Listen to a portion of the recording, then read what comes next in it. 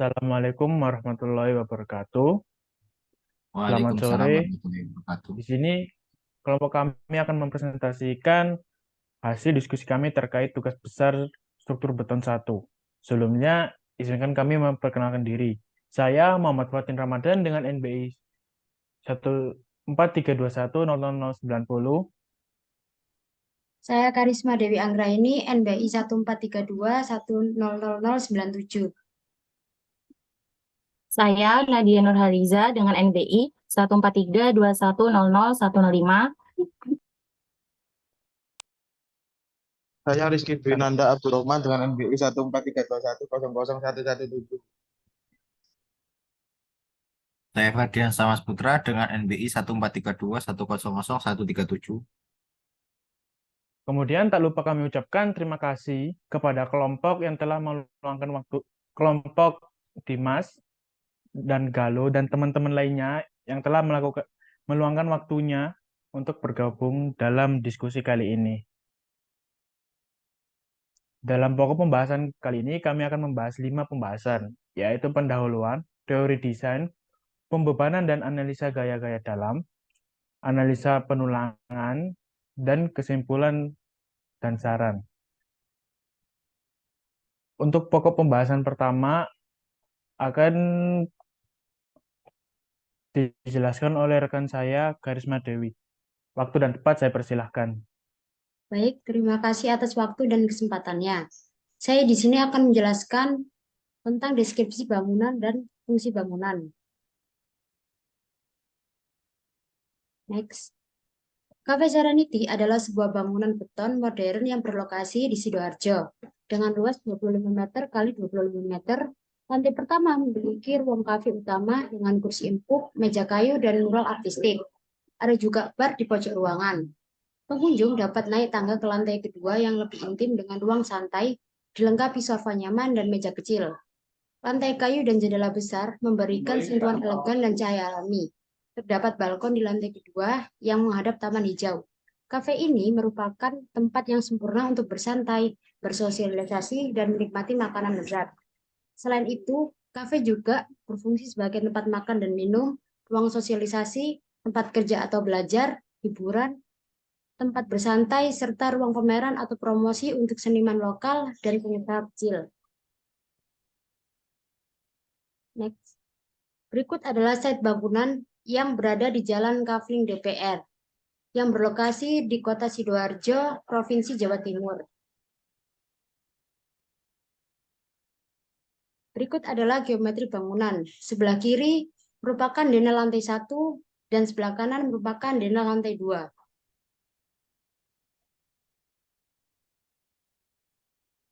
Material, sistem struktur, bangunan, fondasi, dan peraturan yang digunakan. Pada bangunan ini menggunakan beton bertulang sebagai material utama. Sistem struktur yang digunakan adalah infill frame dengan penggunaan dinding bata sebagai pembatas. Fondasi yang digunakan adalah tumpuan jepit karena tanahnya jenis tanah sedang. Peraturan yang diikuti dalam desain bangunan ini adalah SNI 2847 tahun 2019 untuk persyaratan beton struktural. SNI 1726 tahun 2019 untuk perencanaan ketahanan gempa dan SNI 1727 tahun 2019 untuk beban desain minimum dan kriteria bangunan.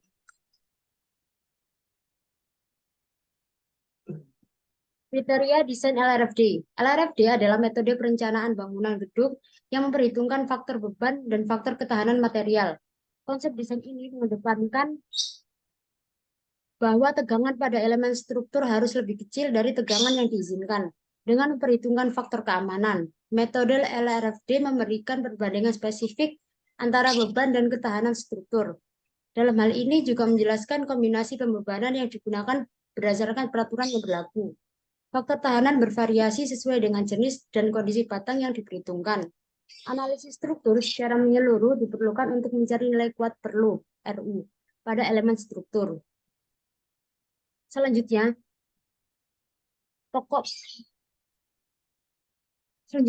pembahasan kedua mengenai teori desain yang akan dipaparkan oleh rekan saya yaitu Nadia Nurhaliza. Oke, baik. Terima kasih atas waktu dan kesempatannya yang telah diberikan kepada saya. Di teori desain ini, saya akan membahas terkait plat, balok, dan kolom. Untuk yang pertama, yaitu plat. Next.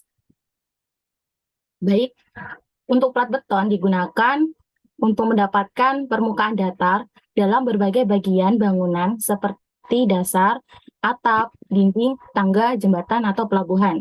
Ada dua jenis plat beton yang umum, yaitu plat satu arah dan plat dua arah. Plat satu arah didukung pada dua sisi tumpuan yang berlawanan. Sedangkan plat dua arah mengalami lentur dalam dua arah dan ditulangi dalam kedua arah tersebut. Perancangan plat mengacu pada aturan dan persyaratan yang ditetapkan dalam standar desain seperti SNI 2847 tahun 2019, SNI 1727 tahun 2019, dan SNI 1726 tahun 2019. Persyaratan umum pada plat beton bertulang meliputi ketebalan plat, tulangan plat, penyebaran tulangan, perkuatan tepi, dan kualitas beton. Detail tulangan dan perkuatan tepi harus mempertimbangkan momen lentur, geser, dan kekuatan geser plat. Kualitas beton ditentukan oleh kuat tekan beton dan modulus elastisitas. Dengan memperhatikan persyaratan dan aturan desain yang berlaku, plat beton dapat dirancang dengan kekuatan dan keandalan struktural yang memadai. Next. Baik, di situ ada gambar plat satu arah dan plat dua arah. Next. Oke, kita lanjut ke balok. Balok adalah elemen struktural yang menerima gaya-gaya dalam arah transversal, yang menyebabkan momen lentur dan gaya geser sepanjang bentangnya. Balok menyalurkan beban dari plat lantai ke kolom sebagai penyangga vertikal. Balok mengalami gaya tekan dan tarik akibat momen lentur dan gaya lateral. Tulangan tunggal atau lentur digunakan pada zona lentur atau tegangan tarik untuk meningkatkan kekuatan dan keandalan struktur. Tulangan geser pada balok digunakan untuk menahan gaya geser dan retakan pada balok. Sedangkan tulangan puntir digunakan untuk menahan momen torsi pada balok. Retakan pada balok dapat diatasi dengan tulangan lentur, tulangan geser, dan tulangan puntir. Di gambar di samping itu ada contoh dari tulangan lentur, tulangan puntir, dan tulangan geser. Oke, next. Yang terakhir ada kolom. Kolom adalah elemen penting dalam struktur bangunan yang menopang beban dari atas hingga ke tanah. Kegagalan kolom dapat menyebabkan keruntuhan struktur secara keseluruhan. Perencanaan kolom mengikut sertakan gaya normal tekan selain momen lentur dengan prinsip dasar seperti distribusi regangan linier, ketiadaan kegelinciran antara beton dan baja tulangan, batasan regangan beton maksimum, dan pengabaian kekuatan tarik beton. Kolom dapat diklasifikasikan berdasarkan bentuk, susunan tulangan, dan panjangnya dalam hubungannya dengan dimensi lateral. Kolom pendek memiliki rasio tinggi terhadap lebar penampang yang rendah, sedangkan untuk kolom langsing rentan terhadap keruntuhan geometri. Kolom memiliki peran penting dalam menjaga stabilitas vertikal dan dukungan struktur secara keseluruhan. Di samping ada gambar jenis-jenis kolom. Oke, lanjut ke pembahasan ketiga, yaitu terkait pembebanan dan analisa gaya-gaya dalam yang akan dijelaskan oleh rekan saya, yaitu Rizky. Terima kasih sebelumnya. Di sini saya akan menjelaskan tentang pembebanan dan analisa gaya dalam. Yang pertama saya akan menjelaskan tentang beban mati. Berdasarkan PPUG tahun 1983, beban beton bertulang adalah 24 kN per meter persegi.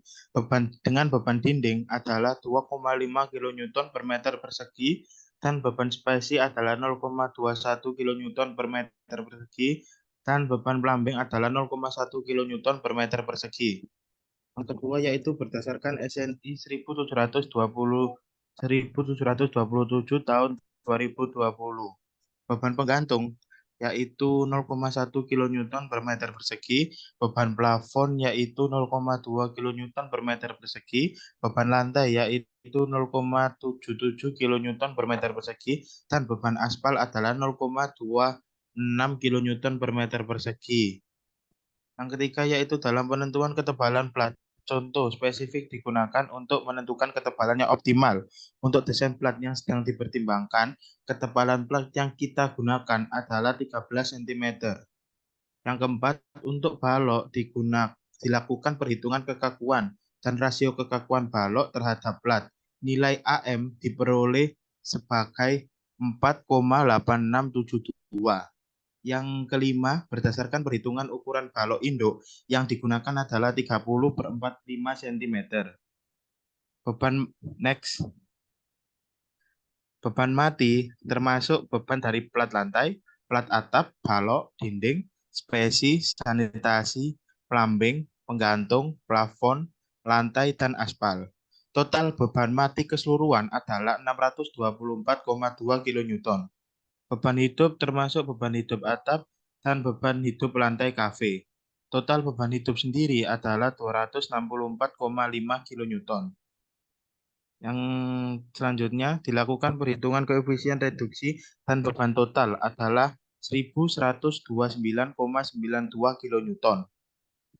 Pada SNI 2008-47-2015, luas penampang Agros dihitung menggunakan rencana awal dan didapatkan dimensi awal balok yaitu 60 cm. Beban mati pada lantai dan atap termasuk beban dari plat lantai, plat atap, balok, dinding, spesi, sanitasi, plumbing, penggantung, plafon, lantai, dan aspal. Beban mati lantai keseluruhan adalah 4,91 kN. Beban mati balok adalah 10 kN dan beban mati atap keseluruhan adalah 3,26 kN. Next. Selanjutnya saya akan menjelaskan tentang beban hidup angin dan gempa. Beban hidup pada atap adalah 1 kN per meter persegi dan beban hidup pada lantai adalah 4,71 kN per meter persegi. Beban angin dihitung berdasarkan lokasi bangunan yang bertempat di Sidoarjo, serta fungsi bangunan yaitu sebagai kafe, dan jumlah lantai yaitu 2 lantai dan 1 atap, serta memiliki tinggi bangunan 12 meter, panjang bangunan 25 meter, dan lebar bangunan yaitu 25 meter. Struktur bangunan menggunakan SRPMK, yaitu sistem rangka pemikul momen khusus, dengan kecepatan angin 32 meter per sekon, dan tipe exposure B, serta faktor arah angin KD 0,85, faktor topografi KZT 1, dan faktor pengaruh tiupan angin adalah 0,85. Dan di sini beban gempa diasumsikan atau diabaikan, karena kita menggunakan struktur SRPMB, sistem rangka pemikul momen biasa, dan termasuk dalam KDSA. Next. Ya, kita menggunakan beberapa model pembebanan atau kombinasi bebanan, yaitu 1,2 dev load dan 1,6 live load. Dan yang kedua yaitu 1,2 dev load dan 1 wind area X dan 1 live load. Yang ketiga yaitu 1,2 dev load ditambah 1 wind area Y dan 1 live load. Yang keempat yaitu 0,9 dev load ditambah 1 wind area X. Yang kelima dan yang terakhir yaitu 0,9 dev load ditambah 1 wind area Y. Next.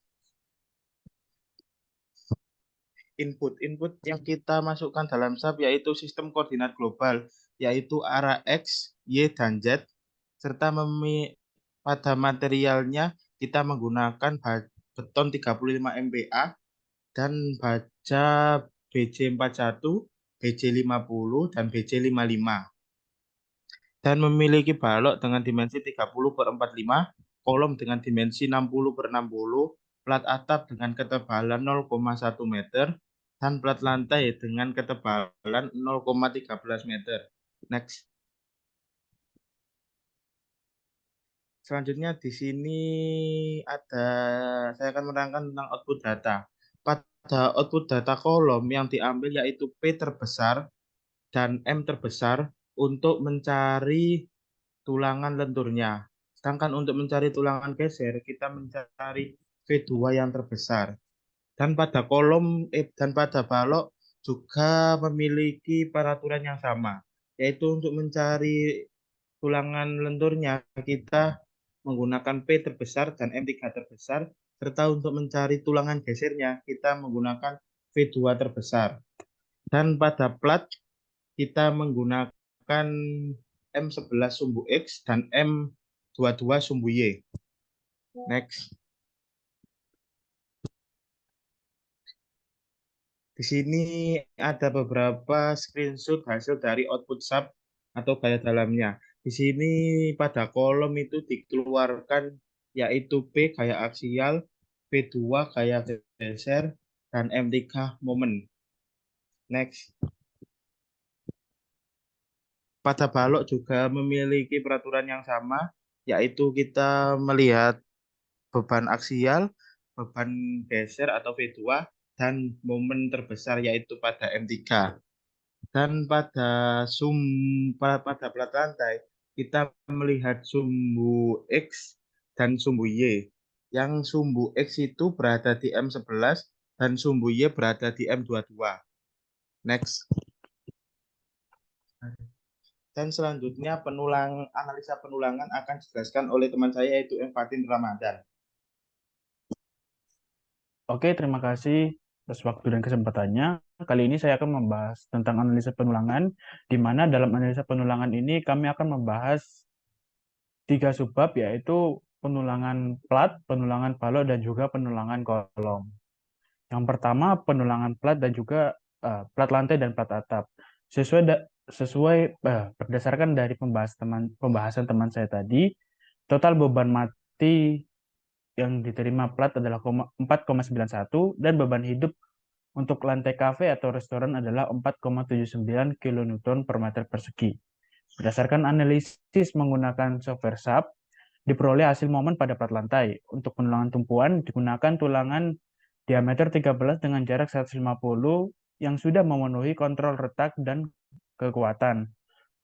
Untuk penulangan lapangan digunakan tulangan diameter 10 dengan jarak 200 yang juga sudah memenuhi kontrol retak dan kekuatan. Perhitungan ini sudah mengikuti persyaratan yang ditetapkan dalam SNI 2847 tahun 2013 untuk penulangan plat beton. Penulangan balok, perencanaan torsi dilakukan dengan memperhitungkan luasan dan keliling irisan penampang beton serta luasan dan keliling penampang tulangan. Berdasarkan analisis software SAP, untuk momen torsi diperoleh sebesar 8,8325 kN dan dilakukan pengecekan kebutuhan tulangan puntir dengan membandingkan momen torsi terfaktor dengan rentang batas torsi minimal dan maksimal. Berdasarkan perhitungan diperlukan tulangan puntir. Selanjutnya dihitung kebutuhan tulangan puntir dengan mengikuti persyaratan SNI 2847 tahun 2013 pada pasal 11.5.3.6. Tulangan puntir longitudinal minimum dihitung menggunakan rumus yang sudah ditentukan dalam standar tersebut. Untuk perencanaan lentur dilakukan perhitungan penulangan balok lentur berdasarkan data perencanaan seperti kekuatan beton, efisiensi, kekuatan tulangan, F-yield, dan momen torsi atau T. Dalam perencanaan penulangan dilakukan pengecekan rasio tulangan, penulangan tarik, dan penulangan tekan. Perhitungan menggunakan rumus-rumus yang ditentukan dalam standar. Dilakukan perhitungan lebih lanjut untuk mendapatkan nilai-nilai seperti momen nominal, nilai beta 1, dan nilai epsilon SY, nilai RY, dan rasio tulangan. Selanjutnya dilakukan perhitungan untuk menentukan ukuran penulangan tarik dan penulangan tekan. Terakhir, dilakukan perhitungan momen nominal dan dilakukan pengecekan terhadap momen torsi terfaktor dan persentase kelebihan momen. Penulangan kolom. Perhitungan kolom menggunakan kolom pendek karena tinggi kolom dibagi lebar kolom menghasilkan angka 6,7 dan di mana angka tersebut lebih kecil daripada 12 yang berdasarkan SNI. Desain longitudinal tulangan kolom menggunakan bantuan aplikasi SP Column. Langkah-langkah desain menggunakan aplikasi SP Column meliputi mengisi informasi umum seperti mutu beton, mutu baja, memasukkan penampang kolom, dan menentukan menentukan jumlah dan diameter tulangan, serta memasukkan beban aksial dan momen pada kolom. Jumlah dan diameter tulangan pada kolom diperoleh melalui trial and error dengan hasil 12D22. Dilakukan pemeriksaan jarak bersih antar tulangan untuk memenuhi syarat SNI 2847 tahun 2019, pasal 25.2.3. Tulangan geser kolom dihitung berdasarkan persamaan yang menghasilkan luas tulangan transversal yang dibutuhkan. Desain tulangan geser di dalam dan di luar wilayah LO sepanjang masing-masing tumpuan ditentukan berdasarkan persyaratan SNI 2847 tahun 2019. Penulangan yang digunakan pada kolom adalah tulangan lentur 12 dengan diameter 22, tulangan geser 4 kaki D16 dengan jarak 120, yang dimana dia di dalam wilayah LO, dan 4D16 dengan jarak 150 di luar wilayah LO.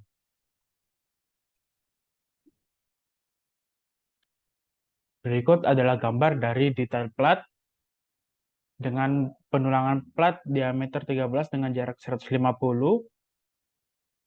itu untuk tumpuan, dan untuk lapangan diameter 10 dengan jarak 200. Berikut adalah gambar dari detail balok, ada tulangan tarik, tulangan puntir, tulangan tekan, dan tulangan sengkangnya, yang dimana angka-angka tersebut menggunakan cara trial and error. Berikut adalah gambar detail kolom dengan panjang 60 dan lebar 60. Berikut adalah kesimpulan dan saran yang akan dijelaskan oleh rekan saya, Ferdiansa Mas Putra. Baik, terima kasih atas waktunya. Next.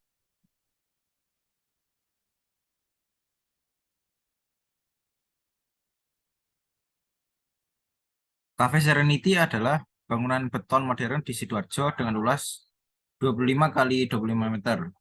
Bangunan ini memiliki ruang kafe utama, ruang lounge di lantai kedua, dan balkon menghadap taman hijau.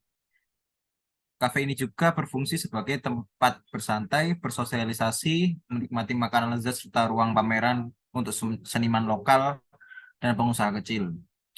Desain bangunan kafe ini mengikuti standar SNI 2847 2019, SNI 1726 2019, dan SNI 1727 2019 dengan menggunakan beton bertulang, sistem struktur infill frame, dinding bata, dan fondasi tumpuan jepit. Untuk memastikan keberhasilan desain dan konstruksi Cafe Serenity, perhatian khusus harus diberikan pada penggunaan beton bertulang, sistem struktur infill frame, dan dinding bata. Pemilihan fondasi tumpuan jepit yang sesuai dengan jenis tanah juga penting. Pastikan perancangan bangunan mengikuti persyaratan SNI yang berlaku. Perhatikan penggunaan plat beton, peran balok dalam penyaluran beban, dan desain serta perkuatan kolom dengan cermat. Juga perhitungan beban mati, beban hidup, dan beban angin yang relevan dengan lokasi bangunan. Dengan mempertimbangkan semua aspek tersebut dan mematuhi persyaratan dan aturan desain, diharapkan bangunan Cafe Serenity dapat dirancang dengan kekuatan dan keandalan struktural yang memadai. Next. Sekian tersebut presentasi dari kelompok kami. Apabila teman-teman ada pertanyaan, tempat dan waktu, dipersilakan.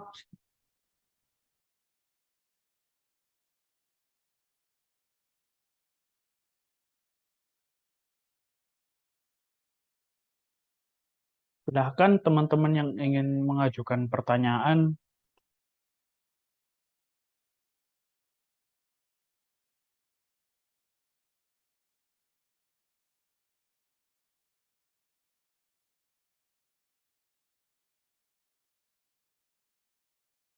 Izin bertanya, Ya, silakan.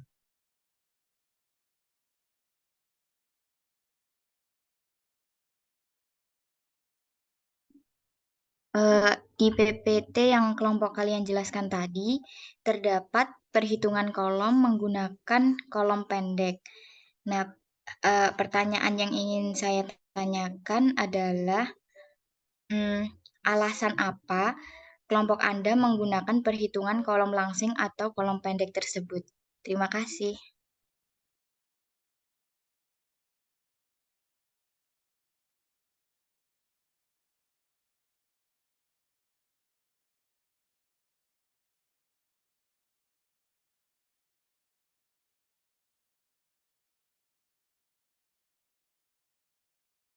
Oke, Intan, silakan untuk mengajukan pertanyaan.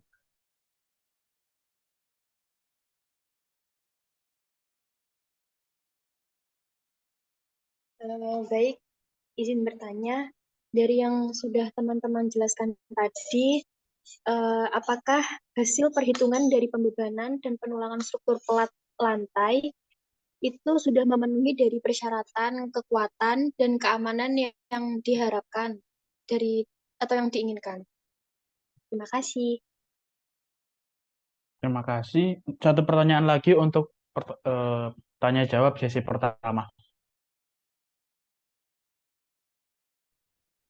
Baik, saya izin menjawab dari pertanyaan Saudara Intan. Apakah hasil perhitungan pembebanan, gitu ya? Bisa diulangi kembali? Apakah hasil dari perhitungan pembebanan dan penulangan struktur pelat lantai itu sudah memenuhi persyaratan, kekuatan, dan keamanan yang teman-teman inginkan?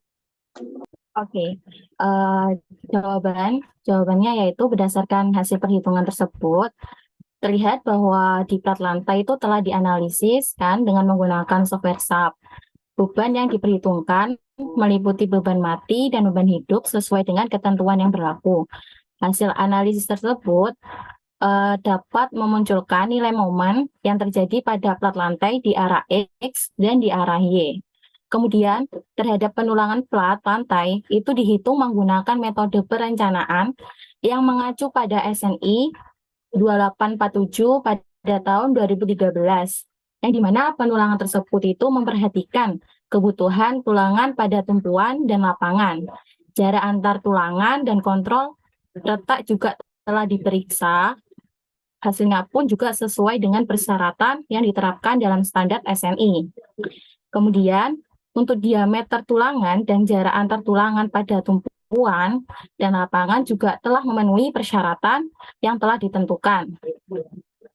Dalam hal ini tuh perlu diingat kembali, hasil perhitungan itu masih belum akurat dikarenakan kan kita masih ada mengasumsi dari perhitungan yang telah kita hitungkan dan itu belum sesuai dari hasil ahli struktur yang ada di lapangan. Mungkin dari teman-teman yang lain ada yang ingin tambahkan dari jawaban yang telah saya paparkan?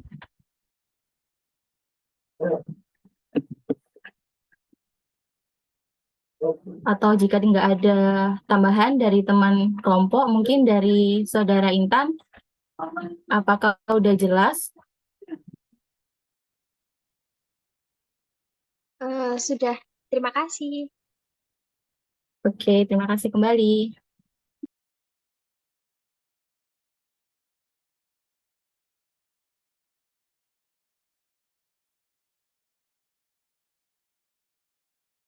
Baiklah, saya akan menjawab pertanyaan dari kenapa kita harus menggunakan analisis kolom pendek maupun kolom langsing. Dan kenapa kita atau kelompok kita menggunakan analisis kolom pendek?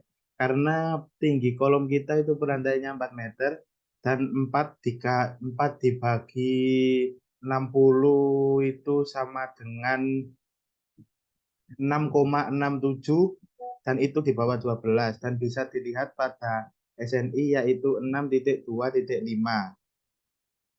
Maka dari kelompok kita menggunakan analisis kolom pendek dan untuk kolom langsing itu kita abaikan. Apakah ada tambahan dari dari kelompok saya atau yang lainnya, ataupun untuk Mbak Galuh kurang jelas? Baik, Mas Rizky sudah sangat jelas. Terima kasih. Sama-sama.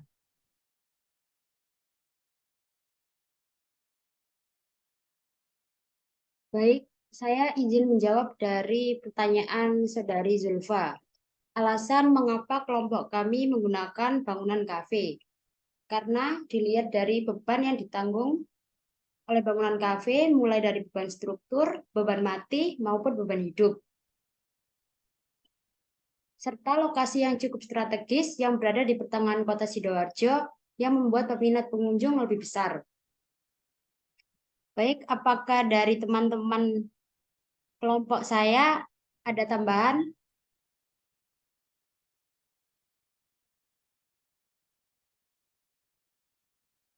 Bagaimana, Saudari Zulfa?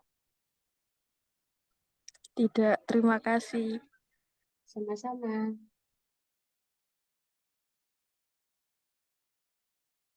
Oke, selanjutnya untuk pertanyaan sesi kedua, mungkin dari teman-teman yang lain ingin mengajukan pertanyaan. Oke, Jess, silakan mengajukan pertanyaan. Oke, saya di Jani NBI 14321001115. Ingin menanyakan, berdasarkan konsep desain LRFD, jelaskan bagaimana faktor tahanan mempengaruhi perbandingan antara kuat perlu dan kuat rencana. Oke, Jess, terima kasih. Selanjutnya pertanyaan dari Dimas. Silakan, Mas. Baik, terima kasih. Tadi berdasarkan penjelasannya, dijelaskan bahwa plat dua arah itu adalah plat yang ditumpu oleh dua arah yang sejajar ya. Jadi pertanyaan saya itu adalah apakah memungkinkan plat satu arah itu ditumpu oleh dua arah yang sejajar pada struktur bangunan yang Anda desain gitu. Terima kasih. Oke, terima kasih. Selanjutnya, Kak Febrianti Milo, silakan untuk mengajukan pertanyaan. Oke, baik. Terima kasih untuk kesempatannya. Saya akan bertanya, pada pembahasan yang telah teman-teman bahas tadi, mengapa teman-teman menggunakan mutu beton 35 MPa sebagai bahan material struktur? Sekian pertanyaan, terima kasih. Oke, terima kasih. Silakan teman-teman dari kelompok saya yang mungkin ingin menjawab terlebih dahulu.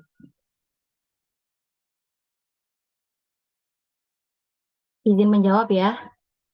Saya izin menjawab pertanyaan dari Saudara Dimas. Tadi pertanyaannya kan, apakah mungkin untuk menggunakan plat satu arah pada struktur bangunan yang didukung oleh dua tumpuan sejajar? Kalau menurut saya itu tidak mungkin, dikarenakan untuk plat satu arah pada struktur bangunan itu yang didukung pada dua tepi yang berhadapan saja. Jadi plat satu arah adalah plat yang didukung pada dua tepi yang berhadapan saja, sehingga lendutan yang timbul itu hanya satu arah.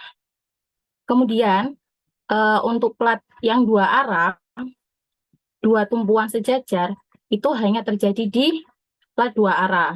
Maka dari itu, untuk struktur dengan dua tumpuan sejajar, itu hanya bisa digunakan pada plat dua arah yang dapat menahan beban dan lendutan dalam kedua arah tersebut.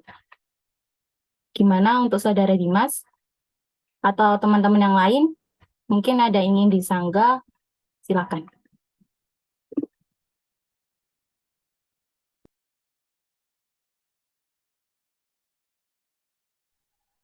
Ya, kalau dari saya sendiri cukup jelas ya. Terima kasih.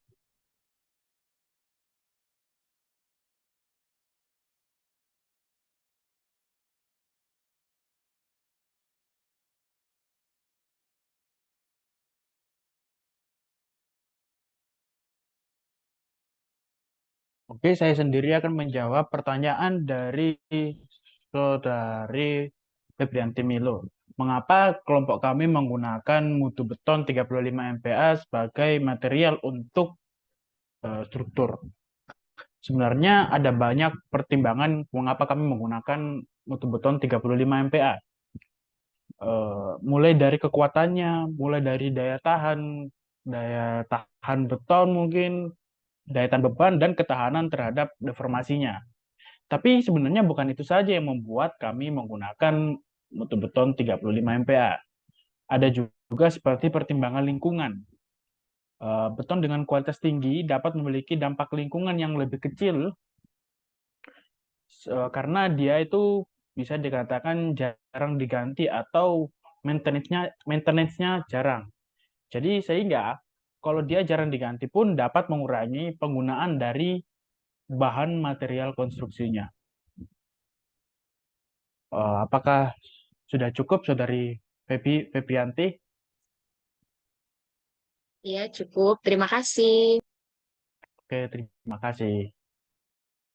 Baik, di sini saya akan menjawab pertanyaan dari Saudari Jessica, yaitu pertanyaannya, berdasarkan konsep desain LRFD, jelaskan bagaimana tahanan mempengaruhi perbandingan antara kuat perlu dan kuat rencana. Yaitu jawabannya, konsep LRFD memperhitungkan faktor beban, faktor tahanan, faktor beban menggambarkan tingkat keamanan dalam beban yang diterapkan, sedangkan faktor tahanan mencerminkan keandalan material struktur. Dalam rumus LRFD, perbandingan kuat perlu dan kuat rencana ditentukan oleh RU lebih kecil dari RN. Kuat perlu adalah nilai maksimum dari berbagai kombinasi beban terfaktor, sedangkan kuat rencana adalah kekuatan yang direncanakan dengan mempertimbangkan faktor tahanan. Faktor tahanan memastikan kekuatan rencana tidak melebihi kapasitas kekuatan material dengan faktor keamanan yang tepat. Dengan menggunakan faktor tahanan yang sesuai, rumus LRFD memastikan beban pada struktur tidak melebihi kapasitas kekuatan material dengan mempertimbangkan faktor keamanan. Konsep LRFD membantu menjaga keandalan, keselamatan, dan kekuatan struktur bangunan gedung. Baik, dari jawaban tersebut, apakah ada sanggahan atau tambahan dari Saudari Jessica? Tidak ada, sangat jelas. Baik, terima kasih.